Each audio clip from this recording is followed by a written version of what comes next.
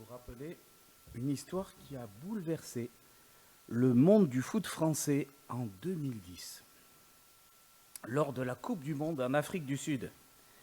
4 ans plus tôt, en 2006, l'équipe de France se qualifiait pour la finale, pour la deuxième fois de son histoire, et échouait de peu contre l'Italie. Chacun se rappelle du coup de boule de Zidane qui avait pété les plombs lors de ce match. Je me rappelle d'autant mieux que j'étais flambeau et on avait la télévision dans un champ. Et j'ai vu ça en direct. L'équipe de France, en tout cas, arrivait en 2010 avec un nouveau statut en Afrique du Sud. Elle était parmi les favorites, car elle était arrivée 2 fois en finale sur 4 éditions. Il y avait de très fortes individualités au sein du groupe, des joueurs reconnus jouant dans les plus grands clubs d'Europe, entraînés par les meilleurs entraîneurs, des joueurs avec une grosse expérience. Bref, l'équipe avait tout pour aller très loin dans ce championnat. Et pourtant, ce fut un échec retentissant, avec en point d'orgue le fameux scandale de Knysna. En phase de poule, l'équipe de France avait fait un match nul et avait concédé une défaite. Il fallait absolument une victoire par 3 ou 4 buts d'écart pour continuer l'aventure. Hélas, quelques jours avant le match, il y a eu de graves dissensions entre un joueur et son entraîneur, cela provoquant le renvoi de ce joueur. Du coup, par solidarité, tous les joueurs décidèrent de rester cloîtrés dans leur bus et refusèrent de s'entraîner sur le stade de Knysna.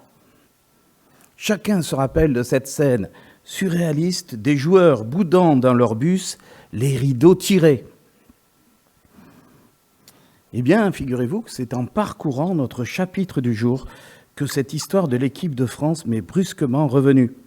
Et nous verrons pourquoi un peu plus tard. Nous allons lire pour l'instant notre passage dans Romains 9, 30 jusqu'à tout le chapitre 10, 21. Et c'est Adrien qui nous fait la lecture. Pas besoin d'être trop proche.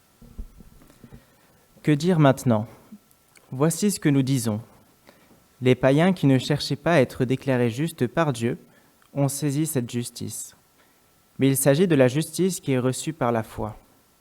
Les Israélites, eux, qui cherchaient à être déclarés justes en obéissant à une loi, n'y sont pas parvenus. Pour quelle raison ? Parce qu'ils ont cherché à être déclarés justes, non pas en comptant sur la foi, mais comme si la justice pouvait provenir de la pratique de la loi. Ils ont buté contre la pierre qui fait tomber, celle dont parle l'Écriture. Moi, je place en Sion une pierre qui fait tomber, un rocher qui fait trébucher. Celui qui met en lui sa confiance ne connaîtra jamais le déshonneur. Frères et sœurs, je souhaite de tout cœur que les Israélites soient sauvés, et c'est ce que je demande instamment à Dieu dans mes prières, car je leur rends ce témoignage. Ils ont un zèle ardent pour Dieu, mais il leur manque le discernement. En méconnaissant la manière dont Dieu déclare les hommes justes, et en cherchant à être déclarés justes par leurs propres moyens, ils ne se sont pas soumis à Dieu en acceptant le moyen par lequel il nous déclare justes. Car le Christ a mis fin au régime de la loi pour que tous ceux qui croient soient déclarés justes. Voici en effet comment Moïse définit la justice qui procède de la loi. Celui qui se soumettra aux exigences de la loi vivra grâce à cela. Mais voici comment s'exprime la justice reçue par la foi. Ne dis pas en toi-même qui montera au ciel. Le Christ n'en est-il pas descendu ? Ou bien qui descendra dans l'abîme ? Le Christ n'est-il pas ressuscité des morts ? Que dit-elle donc ? La parole de Dieu est tout près de toi. Elle est dans ta bouche et dans ton cœur. Cette parole est celle de la foi, et c'est celle que nous annonçons. En effet, si de ta bouche, tu déclares que Jésus est Seigneur, et si dans ton cœur tu crois que Dieu l'a ressuscité des morts, tu seras sauvé. Car celui qui croit dans son cœur, Dieu le déclare juste. Celui qui affirme de sa bouche, Dieu le sauve. En effet, l'Écriture dit « celui qui met en lui sa confiance ne connaîtra jamais le déshonneur. Ainsi, il n'y a pas de différence entre juifs et non-juifs, car tous ont le même Seigneur qui donne généreusement à tous ceux qui font appel à lui. En effet, il est écrit, « Tous ceux qui feront appel au Seigneur seront sauvés. » Mais comment feront-ils appel à lui s'ils n'ont pas cru en lui? Et comment croiront-ils en lui s'ils ne l'ont pas entendu? Et comment entendront-ils s'il n'y a personne pour le leur annoncer? Et comment y aura-t-il des gens pour l'annoncer s'ils ne sont pas envoyés? Aussi est-il dit dans l'Écriture qu'ils sont beaux les pas de ceux qui annoncent de bonnes nouvelles. Mais malheureusement, tous n'ont pas obéi à cette bonne nouvelle. Ésaïe déjà demandait « Seigneur, qui a cru à notre message ?» Donc, la foi naît du message que l'on entend. Et ce message, c'est celui qui s'appuie sur la parole du Christ. Maintenant donc, je dis, ne l'ont-ils pas entendu? Mais si. N'est-il pas écrit, leur voix a retenti par toute la terre, leurs paroles sont parvenues jusqu'aux confins du monde? Je demande alors, le peuple d'Israël ne l'a-t-il pas su? Moïse a été le premier à le leur dire. Je vous rendrai jaloux de ceux qui ne sont pas un peuple, je vous irriterai par une nation dépourvue d'intelligence.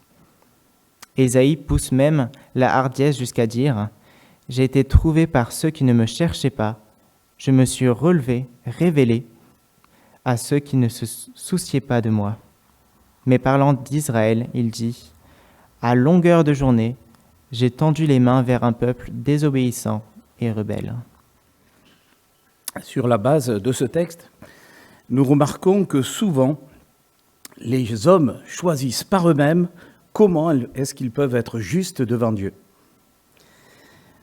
Nous verrons ensuite que Dieu n'a que faire des projets fantaisistes des hommes. Lui a décidé de manière implacable, irrévocable, de comment les sauver. C'est lui qui a décidé cela. Comment les déclarer justes. C'est ce que nous verrons dans notre deuxième partie qui s'intitule « Sauvés par la grâce ». Enfin, nous verrons dans notre dernière partie que le témoignage de la bonne nouvelle de Christ est essentiel dans le plan de Dieu pour que les hommes parviennent au salut. Les hommes choisissent comment est-ce qu'ils peuvent être déclarés justes par Dieu. Comment les hommes cherchent-ils à se préparer à leur rencontre avec Dieu? Parce que tout le monde a en tête qu'un jour, il y aura peut-être un jugement. Beaucoup d'hommes cherchent à être sauvés en ayant une vie qui leur paraît juste, grâce par exemple à leurs bonnes actions ou par le fait qu'ils ne font pas de mal aux autres. Moi, je l'ai souvent entendu de la part de mes contemporains. Je fais de mal à personne, moi. L'idée bien ancrée dans la pensée humaine, c'est d'imaginer que puisque je ne fais pas de mal aux autres, alors Dieu finira peut-être par me rendre juste au moment du jugement et qu'il me prendra au ciel. C'est donc un salut obtenu au moyen des œuvres dans sa vie. Et il en est ici de même dans notre texte pour les Juifs. Les Juifs ont reçu la loi de l'Éternel par Moïse. Ils ont reçu des règles religieuses, des prescriptions pour faire des sacrifices d'animaux qui devaient les purifier. Bref, bon an, mal an, les religions juives ont imaginé petit à petit que s'ils s'astreignaient à des pratiques religieuses rigoureuses, Dieu les justifierait immanquablement. Finalement, la pratique de la loi est devenue un piège pour eux, car elle les a aveuglés sur l'état de leur cœur. Ils ont créé une sorte de Dieu à leur mesure qui pourrait s'appeler avocat, leur avocat, et qui devrait les défendre et finalement, au bout du procès, les déclarer justes, avocat et juge. Tu as bien fait, je te déclare juste. Voilà la pensée des hommes. Et pour faire comprendre que les Juifs se sont fourvoyés, Paul utilise l'image d'une pierre qui fait trébucher. Alors imaginons ceci un instant, vous êtes en train de marcher sur un chemin en direction de Dieu, et tu le vois au loin, et donc tu te précipites vers lui, mais tu n'as pas vu une pierre qui est là sur le chemin et tu tombes. Tous tes espoirs tombent à l'eau, tu ne peux pas arriver au bout. Pourquoi? Parce que tu n'as pas écouté l'Éternel, qui t'avait parlé de cette pierre depuis des siècles. cette pierre serait sur ton chemin. Et cela tintait aux oreilles des Juifs. Ils connaissaient ces textes. Ça avait une signification pour eux. Spirituellement parlant, tu t'es en quelque sorte fabriqué un salut sur mesure, mais tu n'as pas tenu compte de ce que voulait Dieu. Alors, quelle est cette pierre dont parle l'apôtre Paul ? Le prophète Ésaïe avait utilisé cette image de la pierre au chapitre 28, verset 16. « C'est pourquoi, ainsi parle le Seigneur l'Éternel, je vais placer en Sion une pierre servant de fondation, une pierre éprouvée, une pierre angulaire d'une grande valeur, servant de fondement solide. Celui qui la prend pour appui ne sera pas réduit à fuir. » Donc Ésaïe parle d'une pierre qui sera à Jérusalem et qui servira à bâtir un édifice. Et cette pierre est la plus importante de cet édifice en question, puisque l'édifice est construit à partir de cette pierre. Elle est l'élément de base. Et Paul reprend cette image et la développe. D'abord, cette pierre est un homme, puisqu'il dit qu'on peut placer en lui sa confiance. Placer dans une pierre une confiance, vous êtes d'accord, ça ne va pas. Donc c'est bien d'un homme qu'il s'agit. Mais cette pierre fera chuter tous ceux qui ne tiennent pas compte de sa présence. Il s'agit donc d'un homme de race juive qui aura un rôle principal pour le salut de Dieu et qui servira de base pour construire un édifice spirituel. Et Paul parle souvent dans ses lettres d'édifice spirituel, n'est-ce pas ?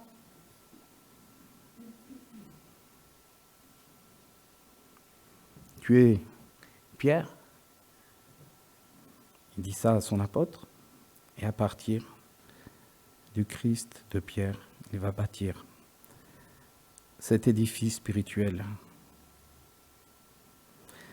Celui qui fera confiance à cette pierre sera honoré par Dieu. Et celui qui ne croit pas en lui, en elle, chutera, c'est-à-dire passera à côté de ce que Dieu a prévu. Dans le chapitre précédent, nous avons vu que Paul était littéralement horrifié en pensant à ses frères de race. Et il avait eu cette phrase incroyable, « Je donnerai ma vie pour eux ». Et pourtant, ses frères l'avaient complètement persécuté. Ils l'ont fait enfermer, ils ont cherché à le tuer à de nombreuses reprises. Mais il aimait ses frères comme le peuple qui avait été choisi par Dieu. Pourquoi ? Parce qu'il avait été l'un d'entre eux. Il déclare ici qu'ils ont un zèle ardent pour Dieu, les Juifs, mais il affirme aussi qu'ils n'ont pas été capables de reconnaître la pierre qu'Ésaïe avait annoncée, qui est venue à Jérusalem, c'est-à-dire qui est venue au milieu d'eux, qui est venue du milieu d'eux. Cette pierre est venue, mais ils ne l'ont pas reconnue. Ils ont été comme aveuglés. Paul constate que les Juifs, pour la plupart, chutent sur cette pierre. Mais que d'un autre côté, de très nombreux non-juifs finissent par trouver Dieu et être déclarés justes par lui. Ces païens, ces gentils, ne sont pas meilleurs que les Juifs, et pourtant ils trouvent le salut. Mais comment est-ce que c'est possible ? Tout simplement, déjà, parce qu'ils viennent vers Dieu sans exigence et sans idée préconçue. Ainsi, beaucoup de païens passent par ce que Paul nomme au verset 3 le moyen prévu par Dieu. Le moyen prévu par Dieu. Et Paul dit qu'ils ont saisi la justice de Dieu. Et par quel moyen ? Eh bien, il le précise.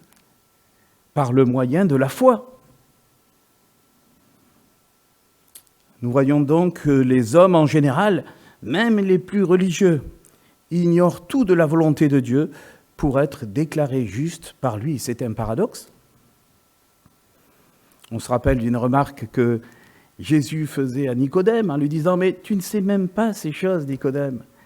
Il faut naître d'eau et d'esprit. » Pourtant, c'est un expert en religion et dans les textes sacrés.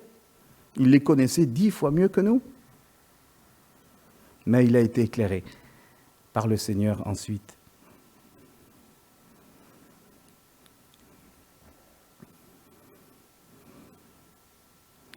Dans le verset 3, Paul parle de la méconnaissance des Juifs, la méconnaissance des Juifs.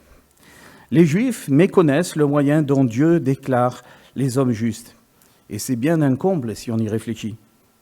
Le peuple de l'Alliance ignore comment être sauvé, comment être agréable et agréé par Dieu.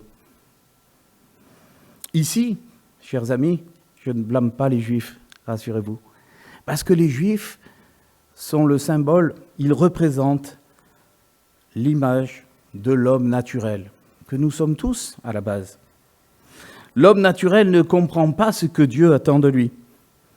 Et d'ailleurs, il n'en a pas vraiment envie. Il se crée des règles qui sont censées le sauver et qui le rassurent pendant sa vie. Le carnet de sauvetage de l'homme naturel, c'est de faire des bonnes œuvres, de s'astreindre à des pratiques, et ainsi cela le conforte dans l'idée qu'il mérite son salut. Mais c'est quelque chose d'entièrement faux, une illusion. Et il est si triste de se mentir à soi-même lorsqu'il s'agit de son avenir éternel, n'est-ce pas? Paul parle également de l'esprit d'insoumission des Juifs envers Dieu.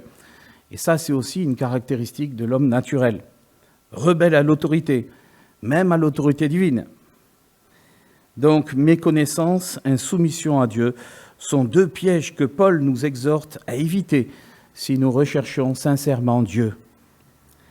Les exemples qu'il donne doivent nous encourager à lire, à persévérer dans la lecture de la parole de Dieu si nous sommes à sa recherche, à sonder cette parole, à l'interroger, à lui parler pour recevoir la vraie connaissance de Christ et pour apprendre à vraiment connaître Dieu.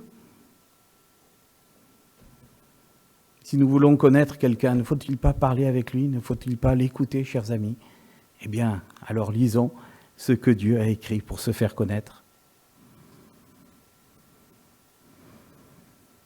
Chers amis, Dieu veut que chaque homme trouve le Seigneur. C'est ce que Pierre dit dans sa lettre. Il voudrait que tous les hommes trouvent Dieu. Et ça, c'est le message, le cœur de l'évangile, de la bonne nouvelle de Christ. Dieu veut que nous trouvions le rocher, ce rocher, et que nous nous appuyions sur lui pour bâtir une vie nouvelle pour l'éternité.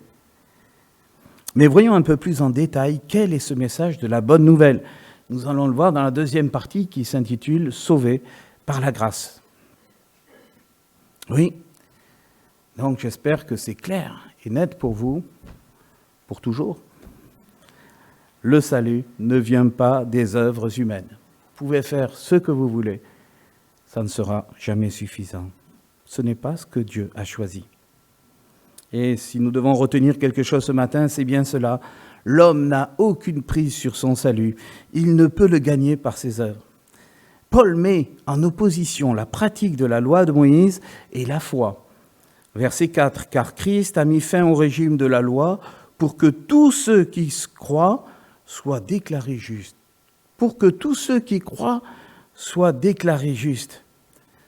Nous apprenons ici que Christ tient le rôle principal dans ce plan divin, puisqu'il met officiellement fin au régime de la loi.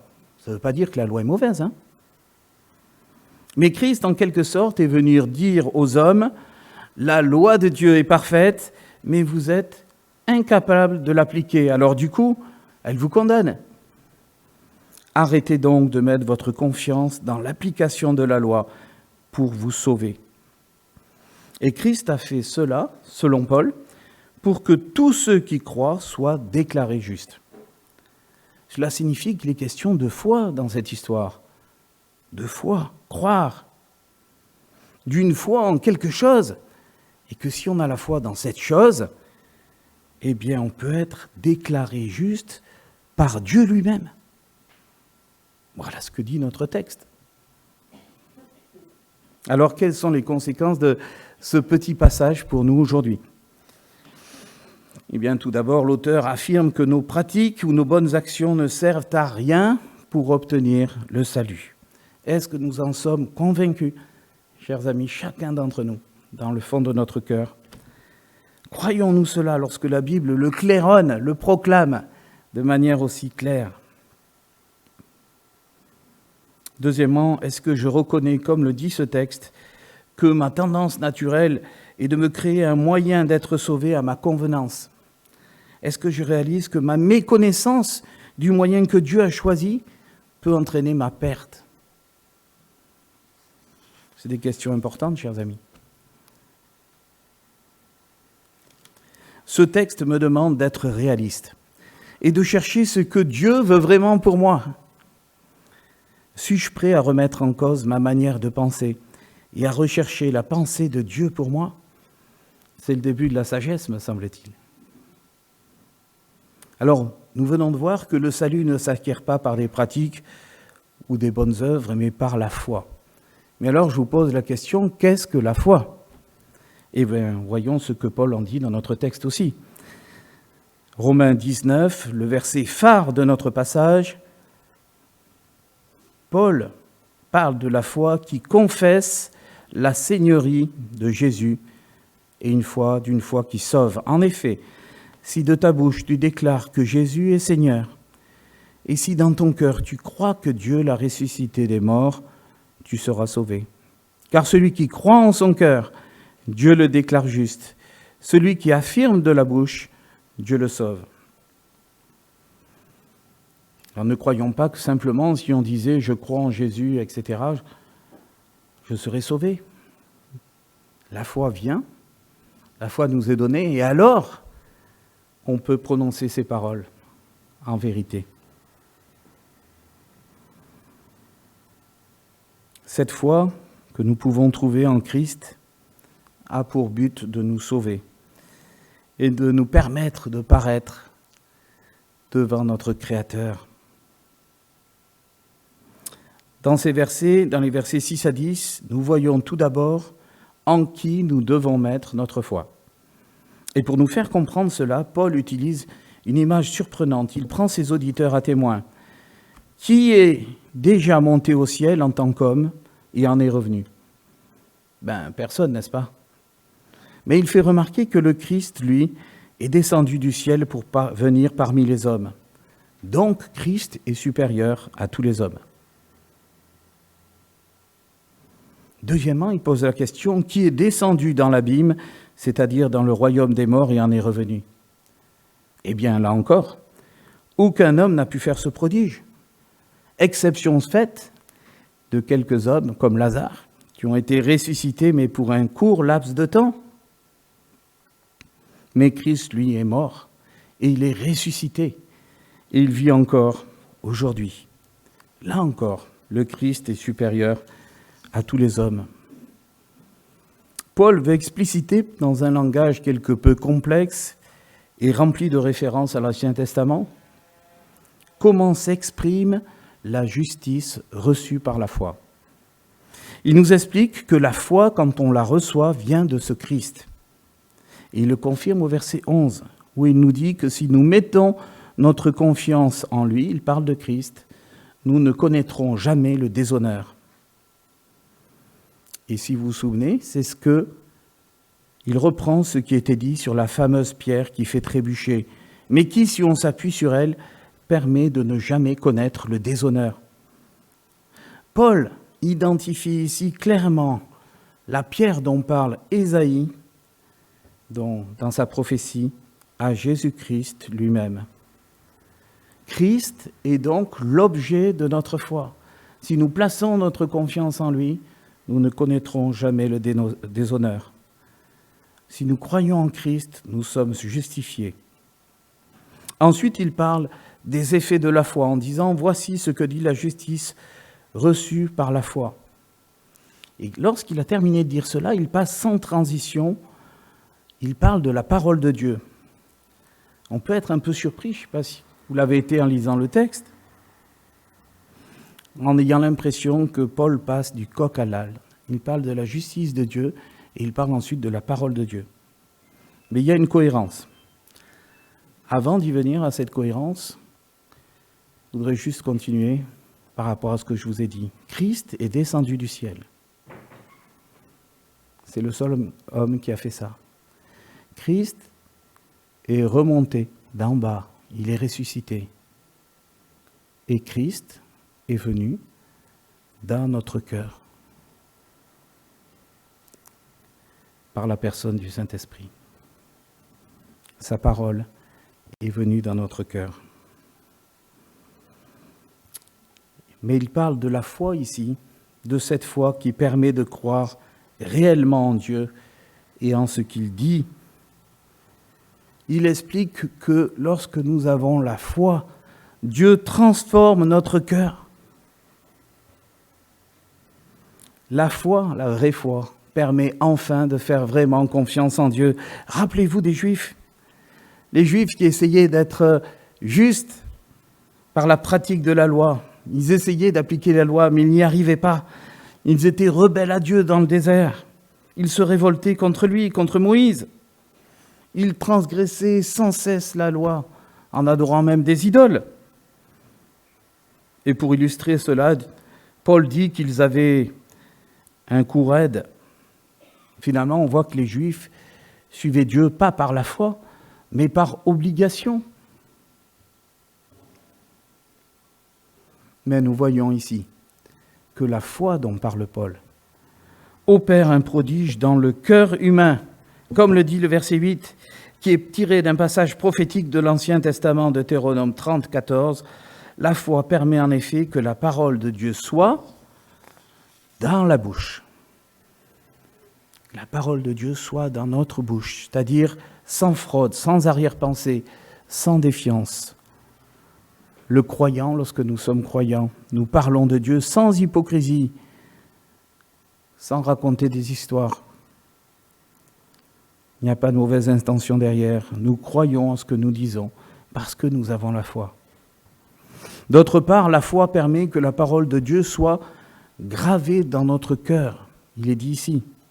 L'Ancien Testament, nous l'avons entendu il y a quelque temps, disait que la parole de Dieu serait gravée dans le cœur des croyants, tout comme la loi avait été gravée par Dieu lui-même sur la pierre. Cela ne signifie pas qu'en tant que croyant, on connaît la Bible par cœur. Mais c'est plutôt que la Bible permet que le croyant ait pleinement confiance dans ce que Dieu dit, dans ce qu'il affirme. Et une confiance, même si on ne comprend pas tout. Un enfant a confiance en ce que lui dit son père ou sa mère, sans remettre en question tout ce qu'il dit. C'est la même chose pour un enfant de Dieu. La foi sans remettre en question mon intelligence ou mon esprit de réflexion me permet d'avoir une confiance absolue dans la Bible, parce que la foi considère que la Bible est fiable, qu'elle est la parole venant du Dieu Tout-Puissant, et que ce Dieu est digne de confiance, car il est parfait.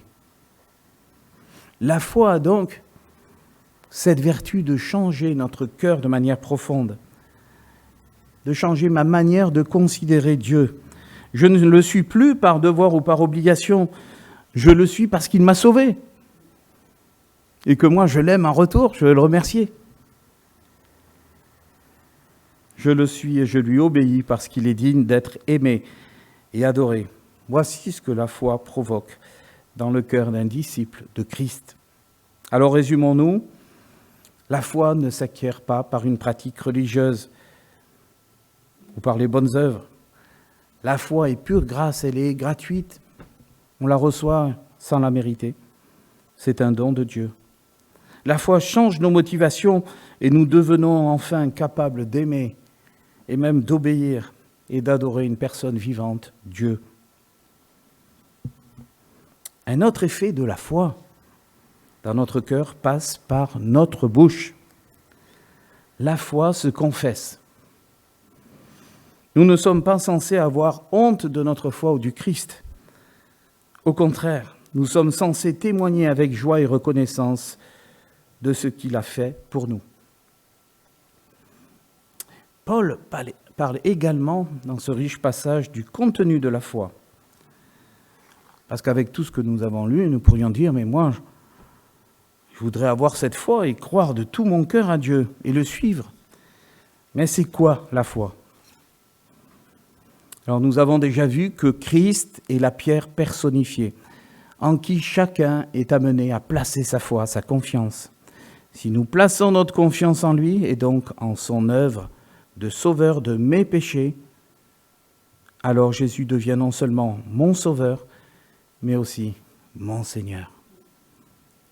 Et ce mot Seigneur que Paul utilise a toute son importance. Car mes actions vont révéler très vite, chers amis, si j'obéis au Seigneur ou si je lui désobéis comme le faisaient les Juifs dans le désert, qui n'avaient pas la foi. Si je lui désobéis sans cesse, par exemple, cela me montrera tout simplement à moi d'abord. Je ne suis pas en train de pointer les uns ou les autres, mais à moi, que Jésus n'est pas encore devenu mon Seigneur, vraiment. Et cela peut même aussi signifier qu'il n'est pas encore non plus mon Sauveur, qu'il n'a pas encore pu transformer ce cœur pour me rendre capable de le suivre. Ainsi, ma manière de considérer mon prochain, vivre dans la soumission à Dieu, vivre dans la soumission des autorités spirituelles, pratiquer des bonnes œuvres, vont être, ainsi que le dit l'apôtre Jacques, un révélateur de ma foi. Parce que j'ai la foi, je fais des bonnes œuvres. Parce que je me soumets à Dieu, j'ai la foi. L'apôtre insiste aussi sur l'importance de croire en la résurrection de Christ. Je passe rapidement là-dessus, mais c'est une évidence pour un croyant que la foi qui est dans son cœur atteste que le Christ est vraiment ressuscité et que même sans l'avoir vu de nos yeux, nous croyons en la résurrection de Christ. Enfin, Paul nous parle d'une autre conséquence de la foi, eh bien, c'est que celle-ci est universelle et transcende les races humaines. Au verset 12, « Il n'y a pas de différence entre juifs et non-juifs, car tous ont le même Seigneur qui donne généreusement à tous ceux qui font appel à lui. En effet, il est écrit, tous ceux qui feront appel au Seigneur seront sauvés. » Nous en retirons donc que tous les hommes, sans exception, peuvent recevoir la foi par grâce. C'est une bonne nouvelle. La venue de Christ et de son œuvre marque la réalisation des promesses qui avaient été faites à Abraham, celui dont la descendance bénirait toutes les nations de la terre. Avant que le Christ paraisse, les Juifs apportaient dans un monde qui était entièrement polythéiste le témoignage incroyable, extraordinaire, qu'il n'existe qu'un seul Dieu. Et c'était vraiment révolutionnaire à l'époque. Les Égyptiens, ils avaient une multitude de dieux, les Romains aussi.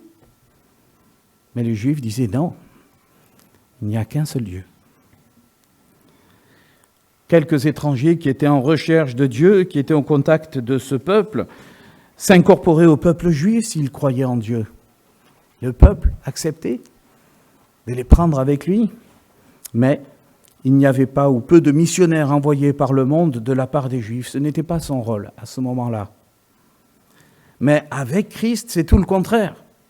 C'est l'abolition d'une race particulière choisie. Une nouvelle ère s'est ouverte. Depuis 2000 ans, des hommes de toutes les nations sont choisis par Dieu. Ils reçoivent la foi et ils témoignent de leur foi et de l'objet de leur foi, Jésus-Christ. Et cela dans le monde entier. En conclusion, nous voyons que Paul était bouleversé de voir que les Juifs ne croyaient pas en Christ, qu'ils n'avaient pas vu en lui le Messie annoncé, la pierre principale. Mais qu'allait-il advenir de tous ces Juifs ? Mais il termine cette partie avec une note d'espoir pour eux. Certes, beaucoup de Juifs ont rejeté le Christ, mais les Juifs ne sont ni maudits, ni rejetés par Dieu. Eux aussi peuvent se saisir de la grâce. Nous pouvons ainsi aborder notre troisième partie qui parle de l'importance du témoignage de Christ, du témoignage de notre foi. La grâce a besoin d'être proclamée. Pourquoi cette grâce, cette bonne nouvelle de Christ a besoin d'être proclamée par des hommes faibles comme vous et moi? Eh bien parce que Dieu l'a voulu ainsi. C'est un peu une lapalissade, mais c'est la vérité. Paul s'est converti en entendant Jésus lui parler. Vous vous êtes convertis en rencontrant des personnes qui vous ont parlé de leur foi, qui ont cité des passages de la Bible. Et vous vous êtes convertis parce que le Saint-Esprit a utilisé une parole pour toucher votre cœur. Une parole qui un jour a transpercé tout votre être. Et il est tout à fait normal que certains versets de la Bible que vous lisez, que vous entendez, aient une résonance particulière en vous, parce que la parole de Dieu ne revient pas à lui sans effet. Pour illustrer l'importance du témoignage, Paul prend le verset de l'Ancien Testament que David nous a lu tout à l'heure, qu'ils sont beaux les pas de ceux qui annoncent de bonnes nouvelles. Texte d'Ésaïe 52, verset 7. Cela fait référence au message qu'ont reçu les exilés, après avoir perdu la guerre. Ils étaient déportés à Babylone, mais 70 ans plus tard, ils ont reçu le message qui leur annonçait la fin prochaine de leur captivité et leur retour en Israël, avec Néhémie et Esdras.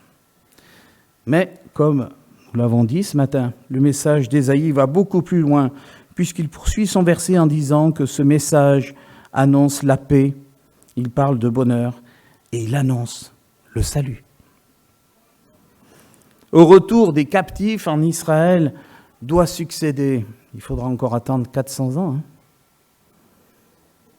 mais c'est bientôt là, à l'échelle de Dieu. Au retour des captifs doit succéder un salut qui touchera toutes les nations. Ce salut, il se propage aujourd'hui par la confession de foi des croyants à leurs contemporains. Et Paul affirme ceci au verset 17, « La foi naît du message que l'on entend. » Et ce message s'appuie sur la parole de Christ. Chers amis, ne soyons pas égoïstes. Nous avons entendu ce message.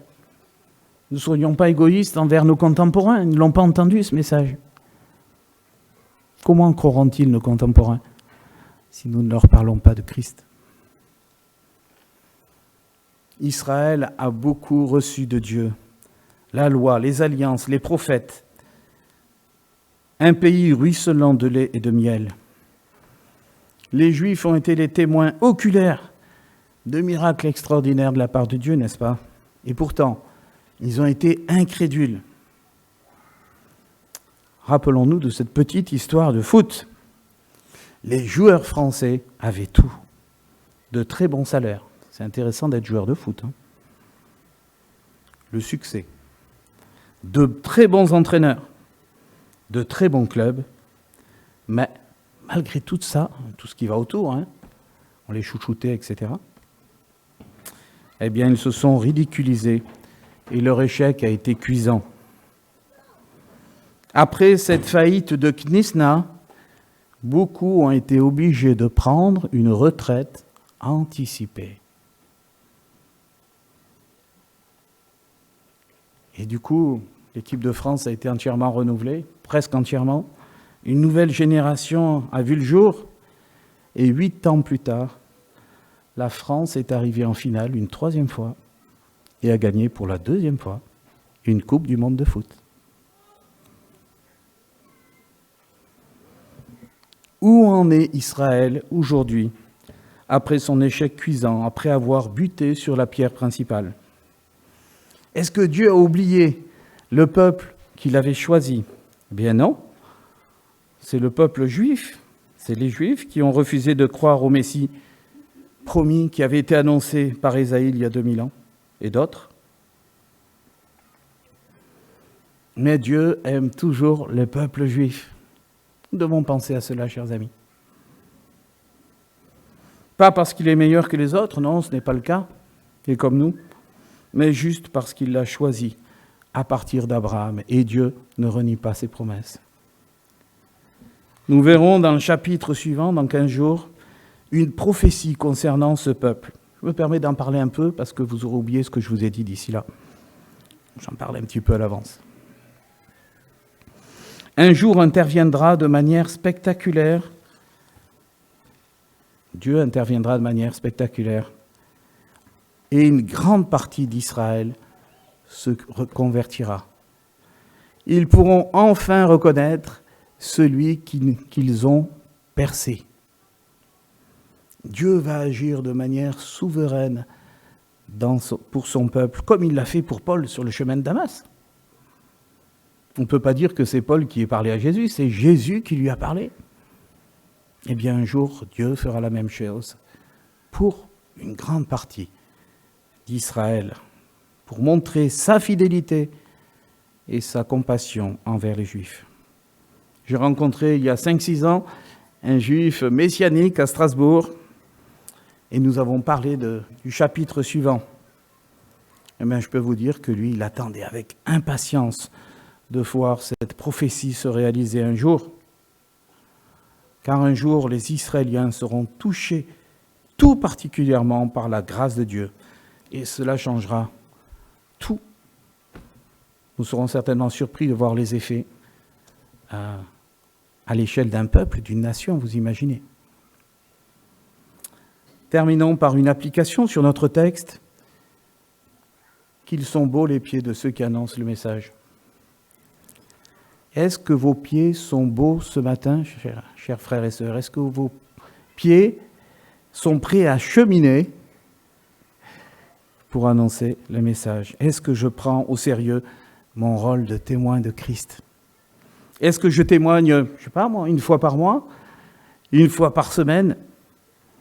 Qu'est-ce que Dieu, si j'en parle avec lui, pense de ma manière de faire, de ma manière de parler, de ce qu'il a fait pour moi? Nous terminons en conclusion.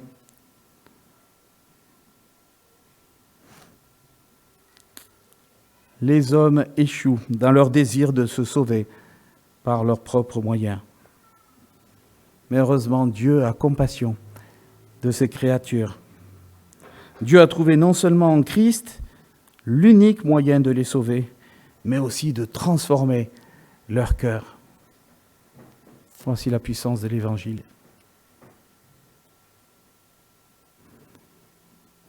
Dieu se constitue depuis des siècles un peuple d'adorateurs pour retrouver une communion perdue depuis l'Éden.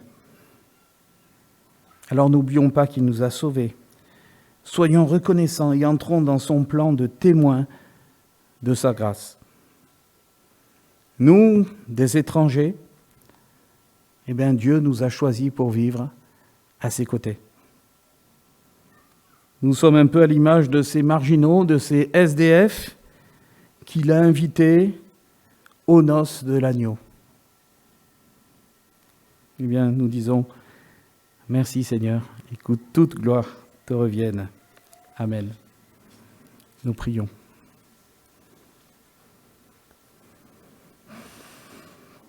Seigneur, une fois de plus, les Juifs sont pour nous un exemple de l'homme naturel qui veut se sauver par lui-même. Mais Seigneur, nous sommes reconnaissants que tu nous aies saisis par ton esprit, que tu nous aies convaincus de péché, que tu nous aies appelés, que tu nous aies rendus capables de t'entendre. Seigneur, merci pour cela. Merci parce que tu as transformé nos cœurs de pierre en cœurs de chair. Quel privilège. Et Seigneur, à l'image de Paul qui avait cette note d'espérance pour son peuple, eh bien,